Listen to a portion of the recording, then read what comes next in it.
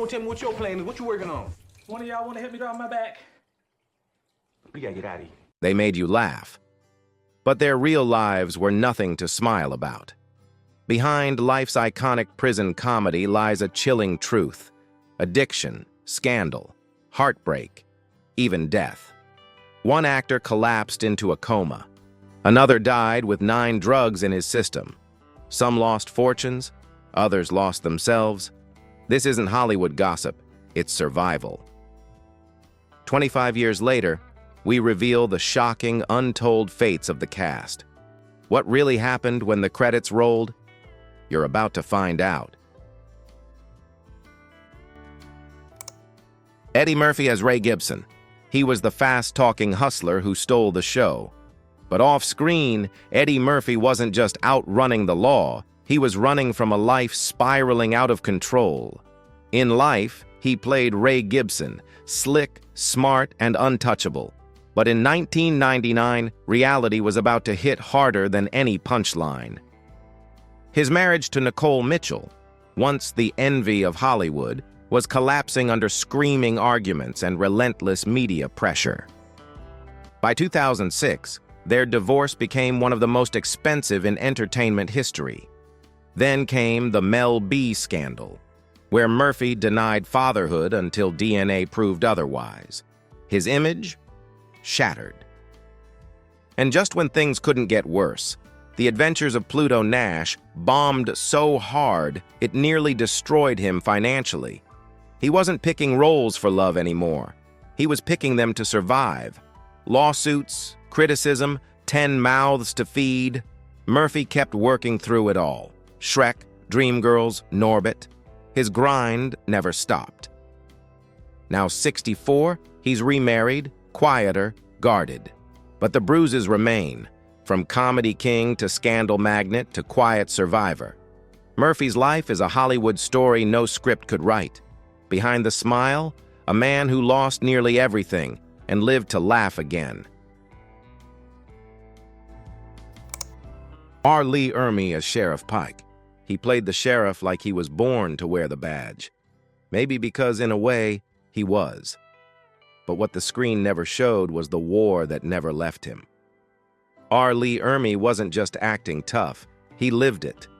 A real Marine who served in Vietnam, he brought raw authority to every role, especially as the cold, unyielding Sheriff Pike in life.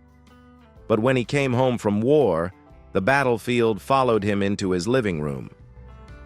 His first marriage collapsed under the weight of PTSD. Rage, silence, alcohol, he used them like armor. When he remarried, his wife Neela stood by him, but she was often left navigating the minefield of his unpredictable moods. Hollywood gave him fame after Full Metal Jacket, but it also locked him into a persona he couldn't shake, always the drill sergeant, always the hard man. Years of chain smoking and untreated stress wore his lungs down.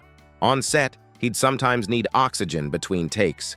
Off set, he'd just disappear, slipping into long silences, letting the war echo in ways only he could hear.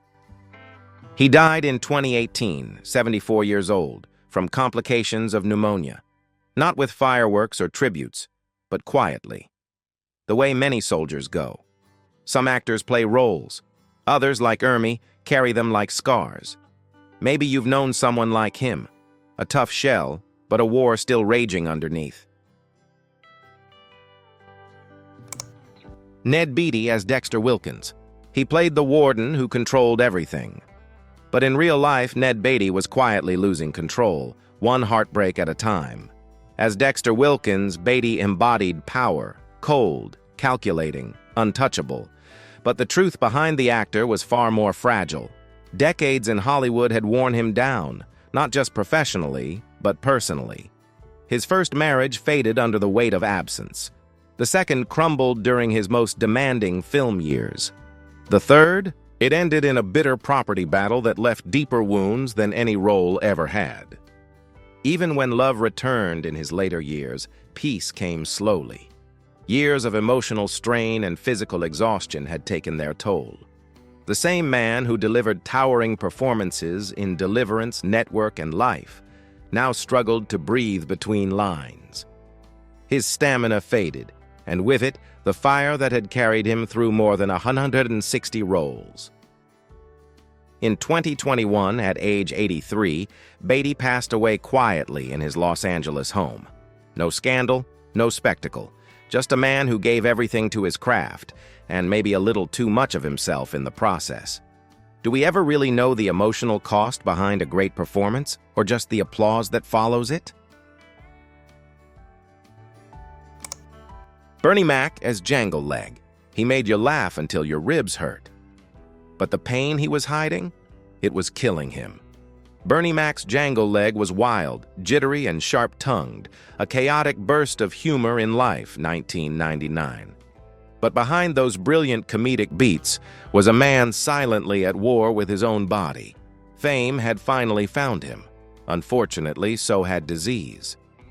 During his meteoric rise, from Chicago clubs to the original kings of comedy, Mac was battling far more than stage fright.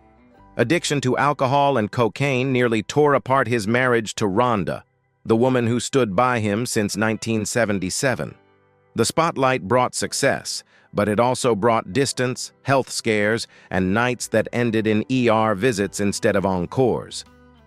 Then came the diagnosis: sarcoidosis, an autoimmune disease that ravaged his lungs, stole his energy, and followed him like a ghost. Still, he kept filming. Ocean's 13, Guess Who, The Bernie Mac Show. Every joke delivered through coughing fits, every take wrapped in pain. In 2008, he collapsed for the final time.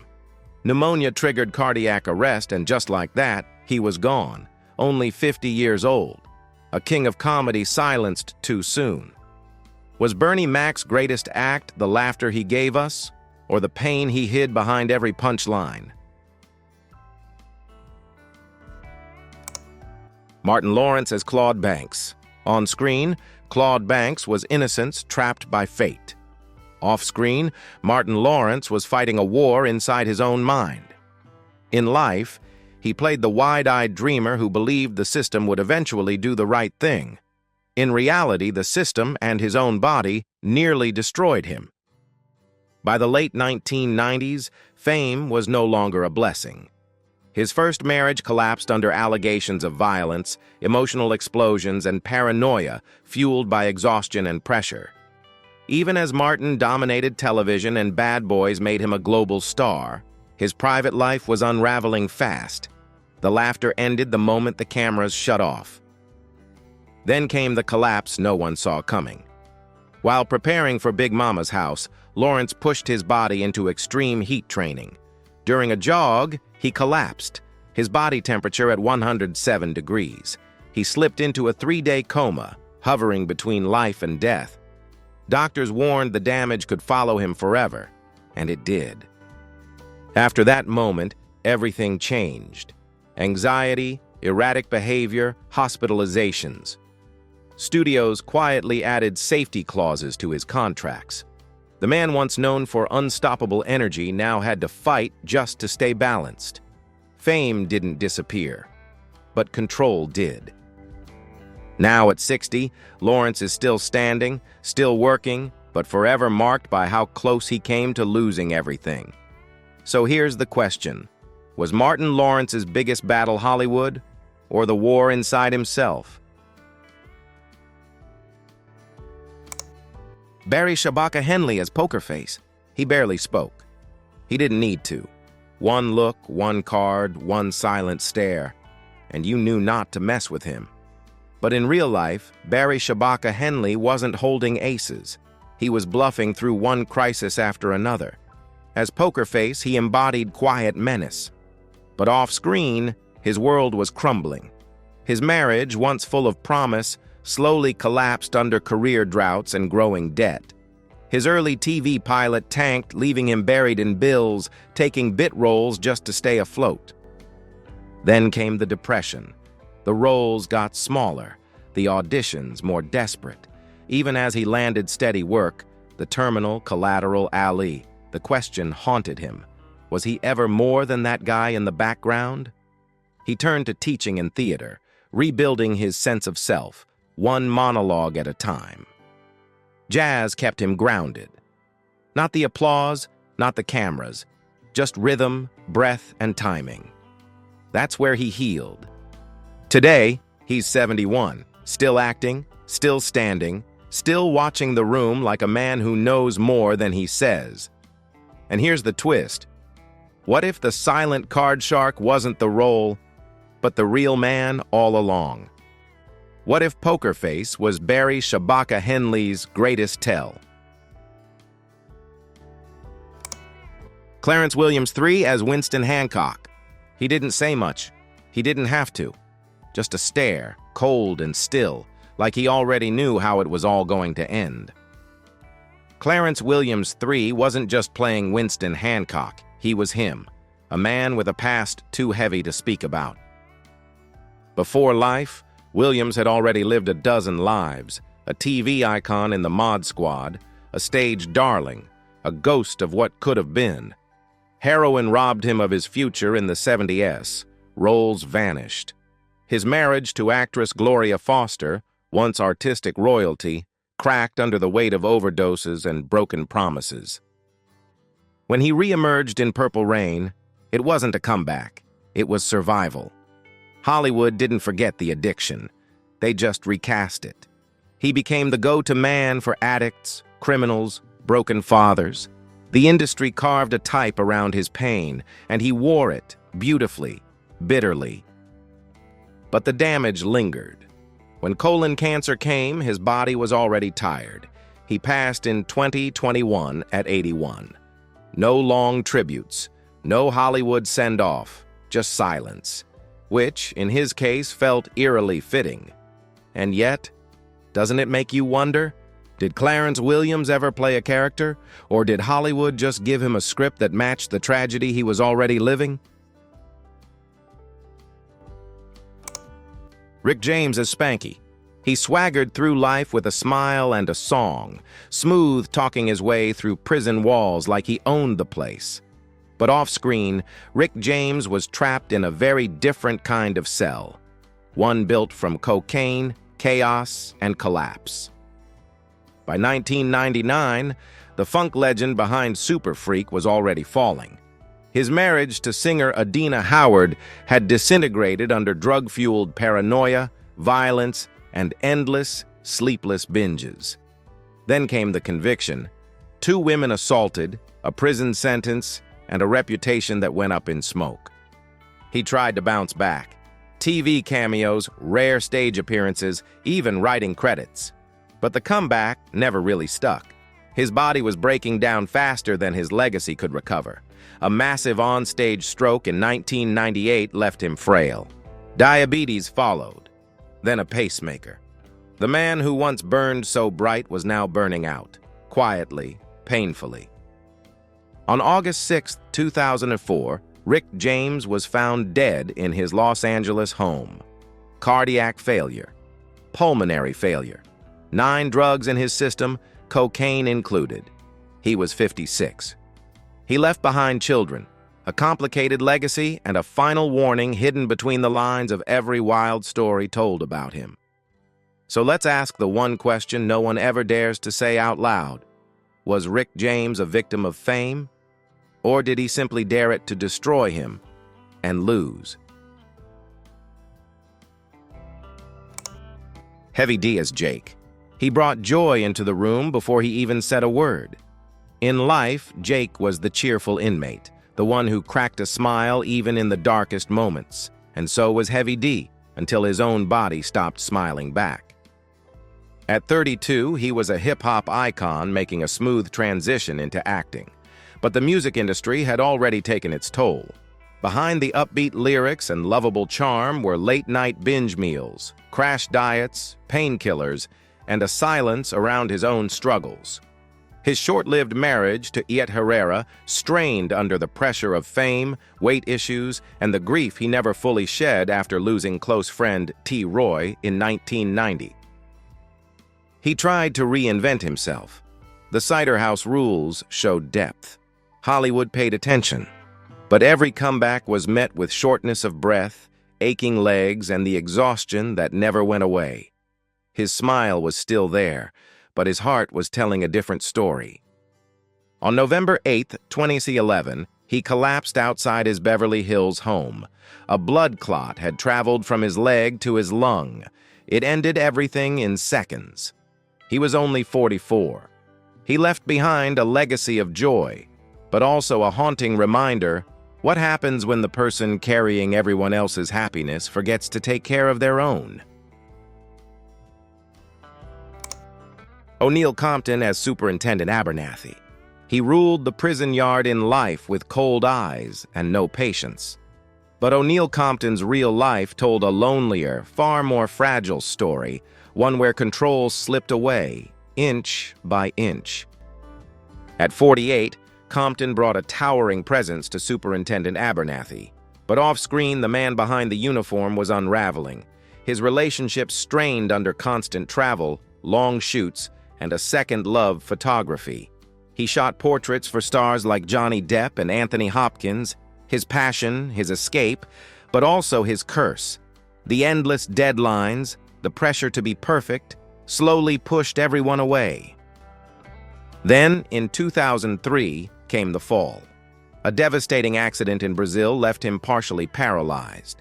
Recovery was long, painful, and incomplete. Even when he regained movement, the damage was permanent. Diabetes followed, nerve issues, infections. The once commanding actor was now locked in a new kind of prison, his own body. His career stalled. His world shrank. He died quietly on February 18, 2019 in Columbia, South Carolina. No headlines, no drama, just silence.